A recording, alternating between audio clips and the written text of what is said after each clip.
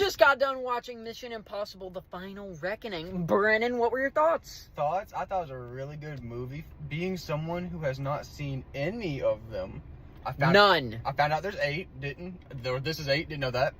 I think they did a really good job as someone who just decided to watch the last one. They did a really good job explaining almost everything, very short period. Not everything, but almost everything to the point. Not enough where it was like annoying that they were flashing back. Yes, it did enough to where I understood what was going on. And, of course, not backstory or anything, but I wasn't lost the entire time. Which I love that. Because I'm only missing 7 other movies. Exactly. I thought it did a good job without, literally holding your hand and being like, okay, this is what happened in the last 7 movies. It was its own standalone thing that did a good job of informing you of past things if you have not seen past things. If you had to give it a number rating, what would you give it? For me, that's hard, not watching the other 7 movies. You have nothing to compare it to on that front, yeah. But I will say, for it being an almost 3-hour movie, like 2 hours 50, for I've not seen anything else in the series, honestly, that's like a 8 for me. At no point in the movie was I bored. I've seen hour-long movies that I felt like was dragging. That was a 3-hour movie that I enjoyed almost the entire way through.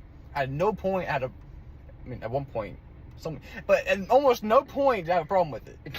Wow, that's really shocking, because I would actually also give it an 8 out of 10. I don't think I would give it higher than an 8 out of 10. No. But it was as an action movie, it does well.